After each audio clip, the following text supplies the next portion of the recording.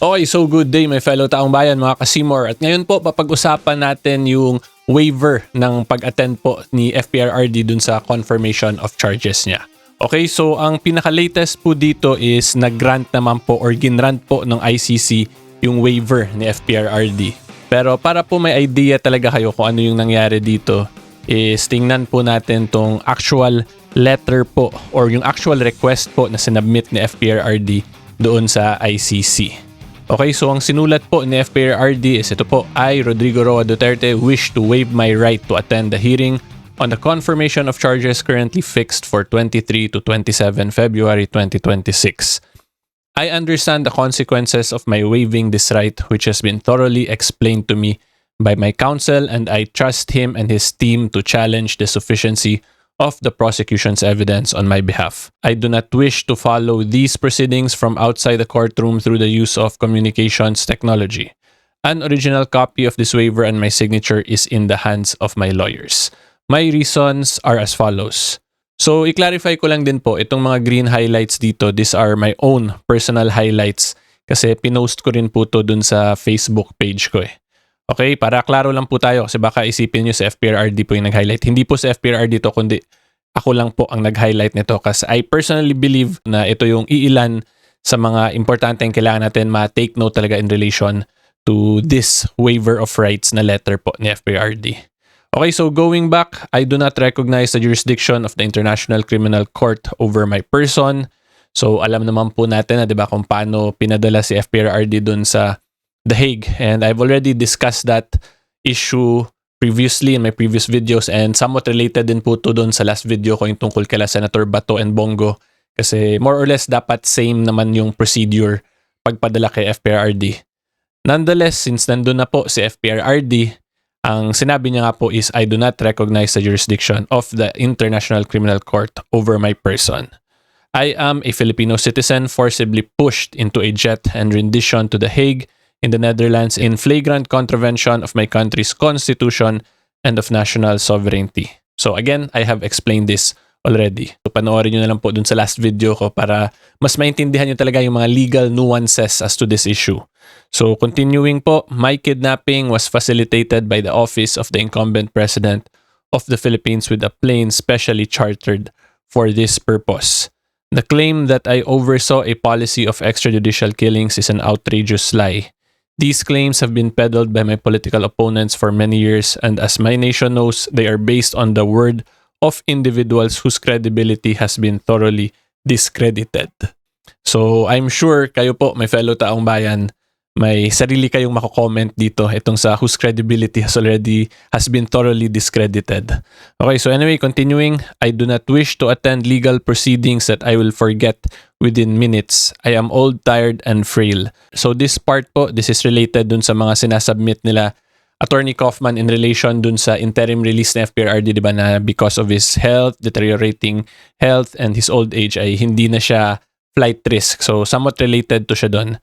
So continuing, I wish for this court to respect my peace inside the cell it has placed me. I have accepted the fact that I could die in prison. But those that desire this fate for me should know that my heart and soul will always remain in the Philippines. So itong paragraph na to ay talagang puno po ng laman or emotions from FPRRD himself, di ba? Unang-una, sinabi lang niya dito, I wish for the court to respect his peace inside the cell it has placed me. So, since limited na nga lang po yung mga pwedeng gawin ni FPRRD ngayon dun sa jail cell na binigay sa kanya, ay gusto niya po respetuhin daw yung pagiging at peace niya na nandun. Plus the fact na he has also accepted his fate na pwede nga po siyang mamatay dun sa cell or sa kulungan na binigay po sa kanya ng ICC. But despite all those mga emotional statements po ni FPRRD, yung conclusion naman po niya, kung ako po tatanungin ninyo, ay maganda naman. Kasi sinabi niya dito na his heart and soul will always remain in the Philippines. So at least nakikita po natin as reasonable observance na mukhang at peace naman talaga si FPRRD dun sa jail cell niya, sa current situation niya, despite of the circumstances and the situation that he is in. Kaya nga napa-comment po ako niyan dito eh. Yung sabi ko, ano kaya feeling ng mga political opponents ni FPRRD na despite his present status, if we base it on the statement alone, it would appear he is at peace whatever the outcome of the ICC proceedings may be. So para sa akin po kasi it is a very big deal kung ang isang tao ay at peace sa situation niya, kasi mas okay po natanggap mo na yung situation mo, at peace ka po sa current status mo, kesa naman let's say nakalaya ka nga. Hindi lang po to kay FPRRD but this applies to all of us po.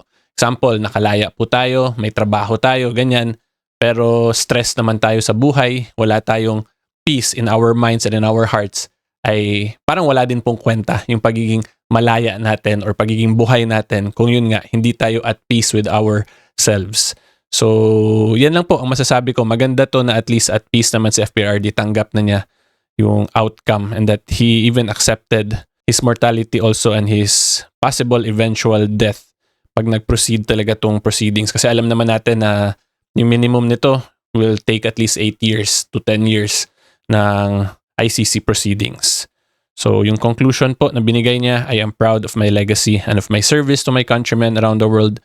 Let no one doubt my love for and loyalty to the Filipino nation. Diba? So despite all the allegations being thrown at him, the political issues po na binabato sa kanya at sa pamilya niya, ay proud naman po siya dyan. So in other words, talagang pinapanindigan po ni FPRRD kung ano man ang magiging outcome nitong ICC case against him. He is already at peace with that kung ano man po daw yung maging decision. Then pinakahuli po, sinabi ni FPRRD, kaninyo ako magpabiling sulugoon. So in Tagalog po, ang ibig sabihin nito, sa inyo ako magpapaiwan na inyong public servant. And then Rodrigo Roa Duterte with his signature dito, the ICC Detention Center, The Hague, the Netherlands, dated this 17th day of February 2026. Okay, so yan po yung actual letter ni FPRRD to the ICC kung saan he is waiving his right to attend the confirmation of charges against him. Then next po dyan, on February 20, 2026, naglabas po yung ICC ng decision. So, decision on Mr. Duterte's request to waive the right to attend the hearing on the confirmation of charges. For these reasons, the Chamber hereby grants a request, decides that the hearing on the confirmation of charges will be held in the absence of Mr. Duterte. So ngayon po, explain ko naman sa inyo yung mga legal nuances ng confirmation of charges, kung ano ba yung purpose niyan, at kung meron bang positive or negative yung sa pag-waive po ni FPRRD ng right niya to attend. Okay? For that po, pupunta tayo sa Rome Statute of the International Criminal Court, and to be specific, nasa Article 61 po yan. So yung una-una nating kailangan maintindihan talaga, yung current situation actually ni FPRRD, para to siyang somewhat similar to a preliminary investigation po sa criminal cases natin dito sa Pilipinas. Kasi currently po, prior to the confirmation of charges, magagather po kasi yan ng evidence yung prosecution. Tapos dun ngayon nila ipapakita lahat sa confirmation of charges para ma-determine kung meron bang sapat na ebidensya para ituloy yung kaso, i-dismiss yung kaso, or i-suspend muna at i-direct na mag-gather pa ng more evidence yung prosecution. So pag dun pa lang po, makikita natin na para talagang nag-iimbestiga pa lang yung prosecution talaga. In the current phase or stage po of FPRRD's ICC case. Yung kakaiba lang po sa ICC cases is despite nga it being in a somewhat similar nga to a preliminary investigation, ay inaaresto na agad nila yung akusado. In other words po, nagkakaroon na ng deprivation of liberty kahit po wala pa talaga sa court proper yung kaso. Sa atin po, the only time na mawawalan ka lang ng right to liberty mo via a warrant of arrest ay pag yung kaso po ay nandun na talaga sa korte at magsisimula na talaga. So, ina-explain ko lang po yan para mas maintindihan ninyo kung gaano ka-unique din itong setup ng ICC. Because yun nga po, hindi pa nga clear na may actual case, investigation pa lang. Somewhat similar to an investigation pa lang, preliminary investigation. Pero meron ng deprivation of liberty na nangyayari. Okay? So, ang next po na gusto ko naman ipaintindi rin po sa inyo ay yung confirmation of charges naman. Para din yun siyang arraignment in a sense kasi pinapaalam na sa akusado kung ano yung mga crimes, alleged crimes na he committed daw plus the evidence na related to those allegations. So, para siyang arraignment and pre-trial dito sa atin na hybrid. Okay? So just a quick break lang po. Gusto ko lang po magpasalamat sa inyong lahat, my fellow taong bayan, mga kasimor ko.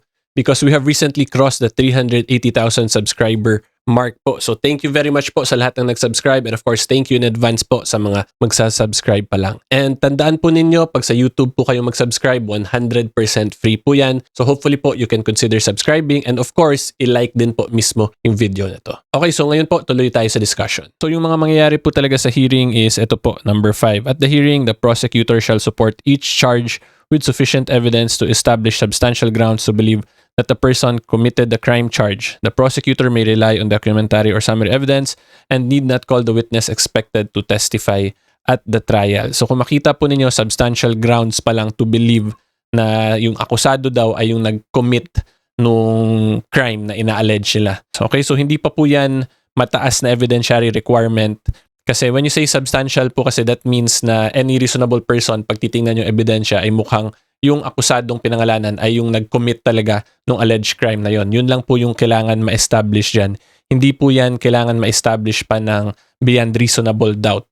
Okay, and then yung next po dyan, yung defense naman can of course object to the charges, challenge the evidence presented by the prosecutor, and present evidence. Okay, so when you say object to the charges, syempre sasabihin ng defense na hindi nila ginawa yun, di ba? That is the simplest way to object to a charge that is being alleged na you have committed. Tapos pag challenge naman po, itong letter B, challenge yung evidence presented. So of course, one way to challenge is kukwestiyonin mo ngayon yung genuineness, yung credibility ng mga affidavits, sworn statements ng witnesses, and then genuineness ng mga documents being presented, whether or not totoo ba yun or peke. So let's say yung mga death certificate na namatay, baka forged lang pala yun ng mga death certificate para sabihin na may mga ganitong victims. And then yung mga testimonies ng mga witness, yung sworn statements nila ay challenge din kasi baka fabricated din po. Diba? Like what mentioned doon ni FPRRD kanina, na questionable daw yung credibility ng mga nag-aakusa sa kanya kasi political, political bangayan nila. Okay, and then letter C po, of course, to present evidence. So when you say present evidence, meaning magsasubmit din po sila ng ebidensya that will contradict the evidence of the prosecution. So let's say, sabihin nila na si akusado committed the crime on this date, yun pala meron silang ebidensya, airplane ticket, sabihin natin na si akusado is in another place during the time of commission. So in that situation po, mukhang malabo na nakommit yung crime na yon. Okay, so hindi ko po sinasabi na may ganong evidence sila FPRRD. I am just giving examples po kung ano yung mga possible evidence na pwedeng ma-present that can contradict yung mga isasubmit din po ng prosecution. Okay? And then after po niya, nung mga palitan ng prosecution at ng defense, ito na po yung sa paragraph 7. The pretrial chamber shall, on the basis of the hearing, determine where so on and so forth, ABC yung mangyari. So letter A, confirm those charges in relation to which it has determined that there is sufficient evidence and commit the person to a trial chamber for trial. So itong letter A, i-confirm para mag-proceed to trial na talaga yung kaso ng FPRRD. Letter B, decline to confirm those charges in relation to which it has determined that there is insufficient evidence. So pwede rin po right then and there sabihin ng pre-trial na kulang kayo sa ebidensya. Okay, and then letter C, adjourn the hearing and request the prosecutor to consider providing further evidence or conducting further investigation. So yan po yung magiging mga possible outcomes. Either i-confirm, mag-require ng further investigation, and of course, pwede rin i-dismiss yan ng pretrial chamber kung talagang makapakita na walang basihan yung mga allegations against FPRRD. Okay? So, yan lang naman po talaga yung mga mangyayari sa confirmation of charges, but it will take numerous days lang because of the gravity of the allegations and of course the volume of evidence na ipepresent ng both parties. Okay, so yan lang po ang masasabi ko as to this issue. Hopefully klaro po yun. If you like more legal videos and current events, subscribe lang po kayo sa channel ko. And until next time, see you all po. Bye-bye!